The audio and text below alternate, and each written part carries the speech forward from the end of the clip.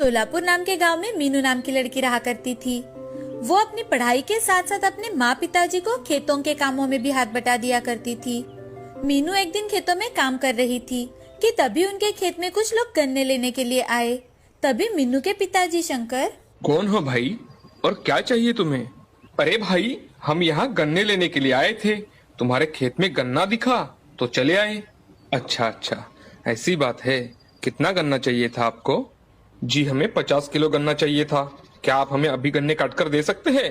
जी ठीक है, मैं आपको अभी गन्ने काट कर दे सकता हूँ, मगर मुझे गन्ने के दाम 15 रुपए किलो चाहिए। अरे भाई, तुम इस गन्ने के ज्यादा पैसे लगा रहे हो। हम तो ज्यादा से ज्यादा 12 रुपए देंगे, उसके ऊपर 1 रुपया नहीं दे सकते हम। ठीक है, अभी देता हूँ। ऐसा कहकर शंकर अपने खेत से गन्ने काटकर उन लोगों को दे देता है। थोड़ी देर बाद शंकर अपनी पत्नी सुमति के साथ घर चला जाता है। घर जाते ही सुमति हाथ मुंह धोकर रसोई का काम करने के लिए चली जाती है और मीनू अपनी पढ़ाई करने बैठ जाती है। तभी शंकर सुमति से, अरे भगवान, जो मैंने तुम्हें पैसे दिए थे वो अलमारी में ठीक से रख तो दिए है ना? नहीं जी, मैंने तो वो भगवान के सामने रख दिए हैं, बाद में अलमारी में रखूंगी। आपको नहीं लगता कि उन्होंने हमसे बहुत ही कम दामों में गन्ना खरीदा? अरे भाग्यवान, वो तो मुझे भी पता है कि उन्होंने कम दाम लगाया, मगर घर आए लक्ष्मी को हम कैसे ठुकराते, इसलिए मैंने उन्हें गन्ने दे दिए। आपकी ये बात सही है। चलो मैं खाना बनाती हूँ। उन दोनों की बातें मीनू सुन रही थी। मीनू अपने पिताजी से, पिताजी, क्या हमारे खेत का गन्ना इतना सस्ता बिकता है? अरे नहीं बिटिया, वो तो बहुत अच्छे दामों में बेचे जा सकते हैं। गन्ने को शहर में बहुत अच्छा दाम मिलता है, मगर गन्ने को शहर में कौन लेकर जाएगा, वो एक बहुत बड़ी समस्या है। पिताजी, ठेले पर तो गन्ने का जूस बहुत महंगा होता है, 20 रुपए तो होता ही होता है। बिटिया, तुम्हारी सारी बातें सही है, मगर हम कुछ नहीं कर सकते। शहर में लेकर जाने के लिए खर्चा भी तो आएगा। हम गरीब किसानों को वही दाम पड़ता है। मीनू अपने पिताजी की बातें सुन चुप हो जाती है। मीनू रात भर अपने पिताजी की बातें सोचती रहती है। सुबह उठकर मीनू अपने काम करके कॉलेज चली जाती है। कॉलेज पहुंचने पर उसे थकान महसूस होने लगती है और उसी कारण वो सोचती है कि आज तो मुझे गर्मी के कारण बहुत ही थकान महसूस हो रही है। अगर मुझे यहाँ जल्दी से फ्रूट जूस मिल जाए तो कितना अच्छा हो जाएगा, इंस्टेंट एनर्जी मिल जाएगी। ऐसा सोचकर मीनू अपने कॉलेज चली जाती है। कॉलेज छूटने के बाद वो घर आ जाती है। कुछ दिन ऐसे ही बीत जाते हैं। शंकर के घर के हालात बहुत ही खराब हो जाते हैं। उसमें मीनू की कॉलेज की फीस भी आ जाने की वजह से शंकर और मालती टेंशन में आ जाते हैं। तभी यह सब देखकर मीनू अपने पिताजी से, पिताजी, मैं कुछ दिनों से सोच रही थी कि क्यों ना हम कॉलेज के सामने एक ठेला लगाकर गन्ने का जूस बेचे। वहाँ आसपास कोई भी ठेले वाला नहीं है और कॉलेज करके मैं आपका हाथ बटाने आ जाया करूंगी। मीनू की बातें सुन शंकर और मालती सोच में पड़ जाते हैं। थोड़ा सोचने के बाद मालती शंकर से, मैं सोच रही हूँ कि हमारी मीनू सही कह रही है। मुझे उसका निर्णय अच्छा लगा। उसके साथ आप रहेंगे तो हमें चिंता की कोई बात भी नहीं रहेगी। अच्छा ठीक है, मगर गन्ने का जूस निकालने के लिए हमें मशीन भी तो लगेगी ना? मालती घर में जाकर अपने जमा किए हुए पैसे लेकर आती है और शंकर को देकर, ये कुछ पैसे है, मैंने अपनी बिटिया की शादी के लिए रखे थे, मगर अभी इसकी जरूरत है तो आप इसे इस्तेमाल कर सकते हो। अगले दिन वो पैसे लेकर शंकर बाजार चला जाता है और एक गन्ने का जूस निकालने वाली मशीन खरीद कर लाता है और स्कूल के सामने एक ठेला लगा देता है। शंकर मीनू से, अरे बिटिया, हम इतने सारे पैसे खर्च करके ये मशीन तो लेकर आए, मगर हमारे यहाँ ग्राहक तो आएंगे ना? क्यों नहीं आएंगे पिताजी, हमारा गन्ना अच्छा है, इसीलिए हमारे गन्ने का रस भी ताजा और बहुत गुणकारी रहेगा, इसीलिए ग्राहक बार बार हमारे यहाँ जरूर आएंगे। तुम्हारी बातें सुनकर तो मुझे सच में लग रहा है कि हमारा गन्ने का जूस पीने बहुत सारे लोग आएंगे। दूसरे दिन शंकर और मीनू जल्दी ही ठेले पर चले जाते हैं। सुबह उनके ठेले पर कोई नहीं आता, मगर जैसे जैसे दोपहर होने शुरू हो जाती है वैसे वैसे मीनू के ठेले पर लोग आना शुरू हो जाते हैं। एक बूढ़ा आदमी शंकर से, अरे भाई, एक ग्लास गन्ने का जूस तो दो, बहुत थकावट लग रही है। अभी देता हूँ दादाजी, आप बैठिए। हाँ, मैं अभी बैठ जाता हूँ। ऐसा कहकर शंकर गन्ने का रस निकालना शुरू कर देता है कुछ मिनटों में ही गन्ने का जूस तैयार हो जाता है। तभी शंकर एक ग्लास में जूस डालकर वो बूढ़े आदमी को दे देता है। बूढ़ा आदमी गन्ने का जूस पीने के बाद बहुत खुश हो जाता है और बूढ़ा आदमी शंकर से, अरे भाई, तुम्हारा गन्ने का जूस तो बहुत स्वादिष्ट है। मैंने इतना अच्छा जूस आज तक नहीं पिया। ये बहुत लाजवाब है। धन्यवाद बाबा।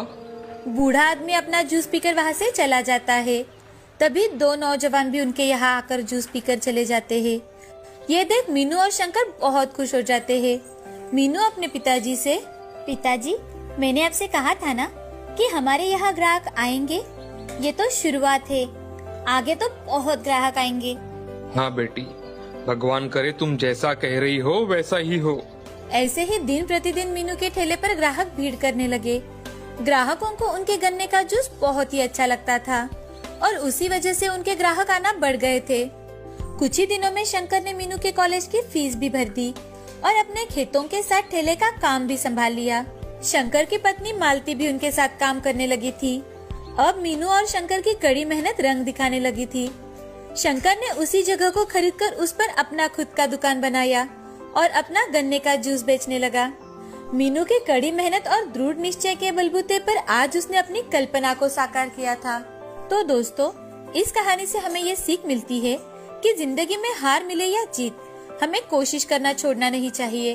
वो कहते हैं ना, कोशिश करने वालों की कभी हार नहीं होती। रामपुर नाम के गांव में विमला और कमला नाम की दो बहनें रहा करती थी। बड़ी बहन विमला बहुत ही मेहनती और ईमानदार थी। वही छोटी बहन कमला बड़ी ही आलसी और निकम्मी थी। वो बस दिन भर खाती और सोती थी। बड़ी बहन विमला अपने पति किशन के साथ खेतों में बहुत ही मेहनत करती थी। वो खेतों में सब्जी उगाकर शहर में बेचने जाती थी और अच्छे पैसे कमाती थी। वही छोटी बहन कमला गांव में दूसरों के घर जाकर इधर उधर की बातें करती थी और सारा काम अपने पति से ही करवा लेती थी। खुद बहुत ही कम मेहनत करती थी और मामूली पैसे कमाती थी। उसके इस बर्ताव से उसका पति रमेश भी हमेशा परेशान रहता था।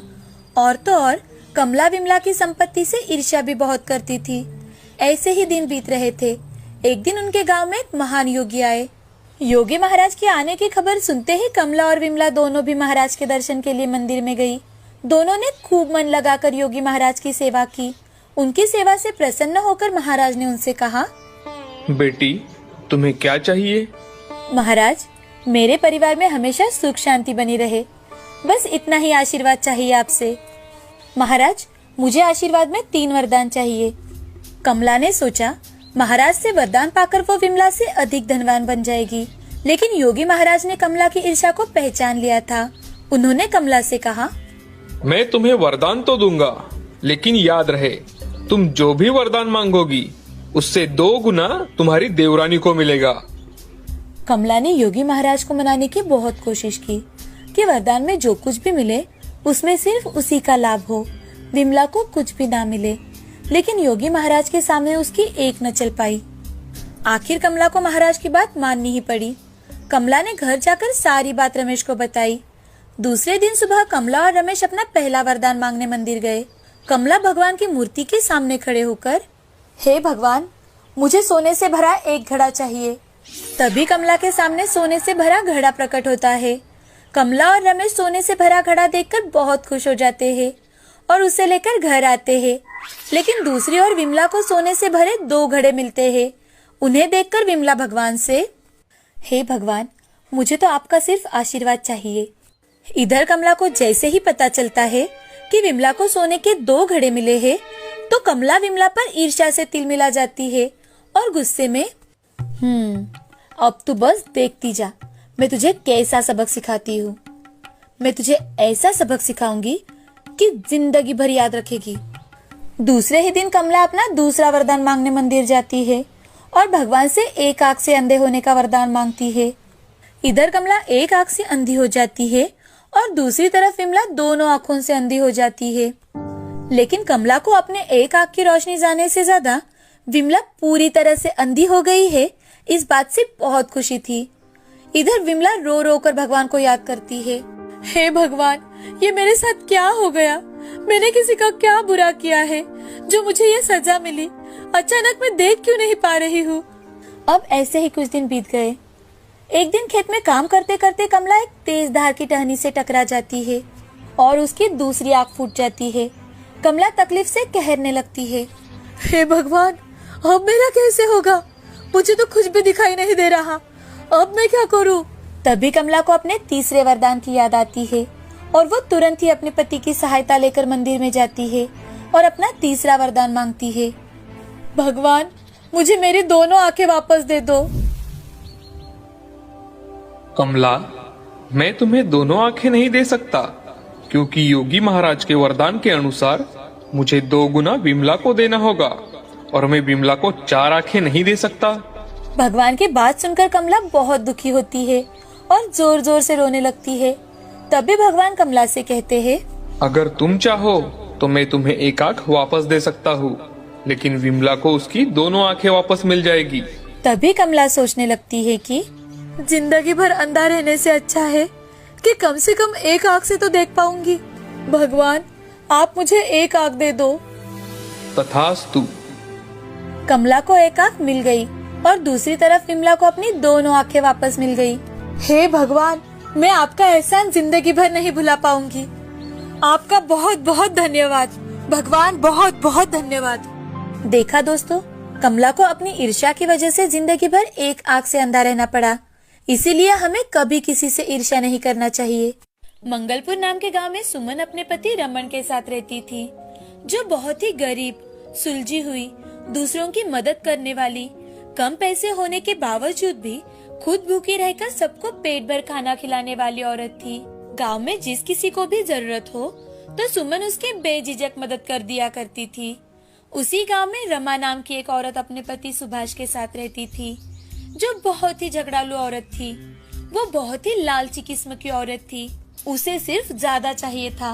वो हमेशा दूसरों के आंगन से सुबह जल्दी उठकर फूल चुराती थी और भगवान के मंदिर में चढ़ाती थी, ताकि कोई काम किए बिना ही उसकी सारी इच्छाएं पूरी हो जाए। एक दिन रात के समय रमा मन ही मन, चलो घर के सारे काम खत्म हो चुके हैं, अब मैं जल्दी से सो जाती हूँ, ताकि कल सुबह गांव की औरतें उठने से पहले ही उनके आंगन के फूल चुरा सकूं। आखिर कल से नवरात्रि जो शुरू हो रही है, माता का आशीर्वाद तो सिर्फ और सिर्फ मुझे ही मिलना चाहिए। मैं पूरे मंदिर को ऐसा सजाऊंगी कि माता लक्ष्मी की कृपा हमेशा मुझ पर ही जमी रहे। अरे रमा, आजकल तुम खुद से ज्यादा बातें करने लगी हो। तुम्हारी ये आदत बहुत बढ़ चुकी है। हाँ, बस बस, लाइट बंद कर दीजिएगा जल्दी, मुझे सुबह जल्दी उठना है। हाँ, मुझे सब पता है। कल से नवरात्रि जो शुरू हो रही है, गांव में किसी औरत को कोई फूल नहीं मिलना चाहिए। यही नियोजन होगा आपका। सो जाइए, सो जाइए। अब रमा सुबह जल्दी उठकर गांव के लोगों के आंगन से फूल तोड़ने लगती है। वो फूल तोड़ते वक्त जरा भी नहीं सोचती थी कि पेड़ की डालियां टूट रही है या फिर पौधा खराब हो रहा है। उसे तो सिर्फ और सिर्फ अच्छे अच्छे फूल चाहिए थे। और ये बात गांव के सभी लोगों को पता थी कि वो रमा ही है जो सुबह उठकर सारे गांव के पेड़ पौधे तोड़ते हुए फूल चुराती है और पूरे मंदिर को फूलों से सजाती थी। लेकिन जब भी कोई उसे रोके या फिर पूछे तो वो उससे बड़े ही बदतमीजी से बात करती थी।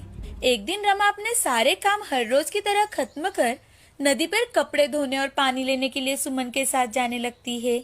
जाते जाते एक बूढ़ी सुमन से, सुमन बिटिया, जरा देखो तो, सुबह जल्दी कोई बंदरिया आई थी शायद, जो पूरे आंगन में पेड़ों का कचरा करके चली गई।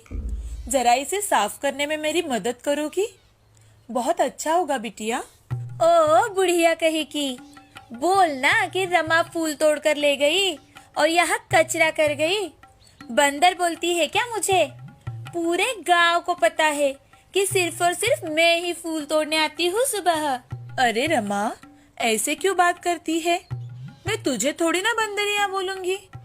तुम्हारे जाने के बाद सच में ही यहाँ बंदरिया आई होगी जो इतना आंगन खराब कर गई। चुप करो बूढ़ी कही की, किसी को कोई काम नहीं है क्या यहाँ? चल सुमन, हम हमारे काम के लिए निकलते हैं। फिर वहाँ जाकर अच्छी जगह नहीं मिलती कपड़े धोने के लिए और कपड़े भी ठीक से नहीं निकलते।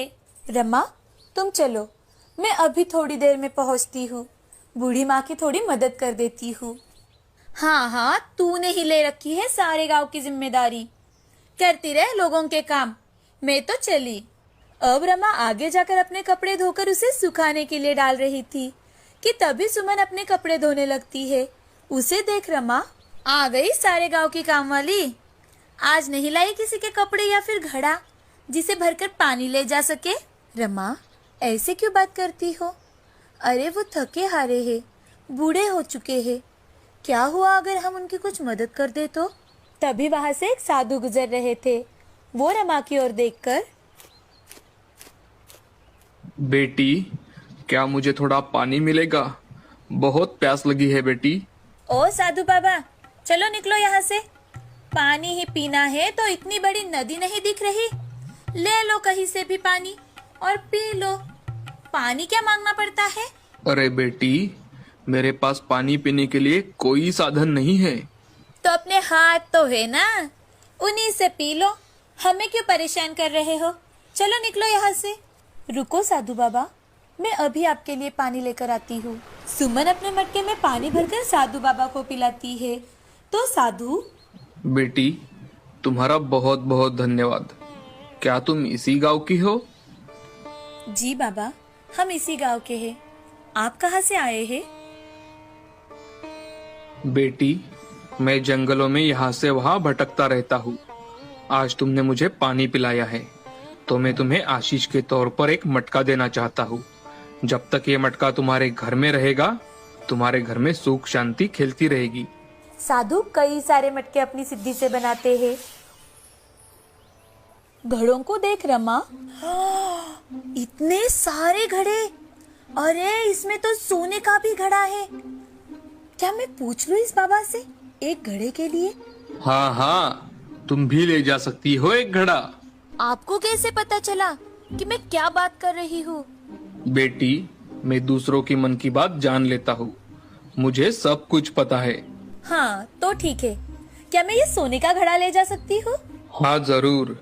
बेटी सुमन, तुम कौन सा घड़ा लेकर जाओगी? बाबा, मेरे घर में तो सब कुछ है। मुझे किसी चीज की कोई कमी नहीं है।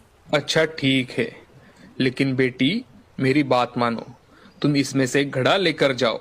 सुमन, मैंने तो अपने पसंद का घड़ा ले लिया है, अब तू भी ले ले।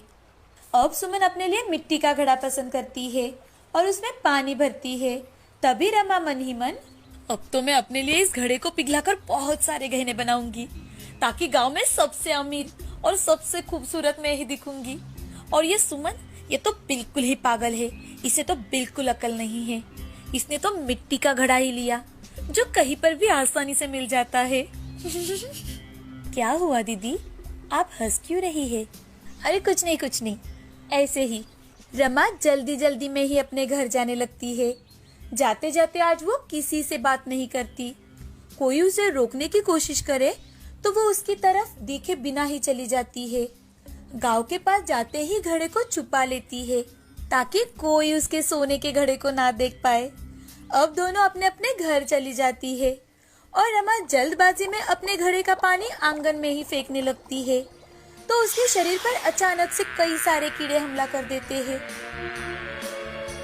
अरे अरे ये क्या हो रहा है? अरे ये कीड़े, इतने सारे कीड़े कहाँ से आ गए? ये मुझे काट रहे हैं। कोई बचाओ बचाओ, कोई बचाओ मुझे।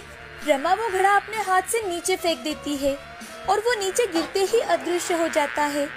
तभी रमा पागलों की तरह उस साधु बाबा को ढूंढने के लिए जंगल की ओर भागने लगती है क्योंकि उन कीड़ों ने रमा के शरीर पर जगह जगह पर जख्म कर दिया था। दूसरी ओर सुमन जैसे ही घड़े का पानी अपने दूसरे मटके में डालना शुरू करती है तो उसमें से सोना निकलने लगता है। जब जब सुमन उस घड़े को उल्टा करती तब तब उसमें से सोने के सिक्कों का पानी बहने लगा। यहाँ भागते भागते थकी हारी रमा, साधु बाबा कहाँ है आप? आपने ये कौन सा घड़ा मुझे दिया था? ये मेरे पूरे शरीर में आग जल रही है जिसमें सिर्फ कीड़े ही कीड़े निकले। तभी आकाश में साधु का चित्र बन जाता है और वो रमा से, रमा, वो पाप का घड़ा था जो तुमने खुद चुना था अपने लिए, और सुमन ने पुण्य का घड़ा चुना था, इसलिए उसका घर सोने से भर चुका है। अब रमा को अपनी गलती का एहसास हो जाता है और अपनी बदतमीजी से की जाने वाली बातें याद आती है। उसे समझ में आ जाता है कि भगवान भी उसी की मदद करते हैं जो सच्चे मन से, सच्चे भाव से किसी की सेवा करते हैं।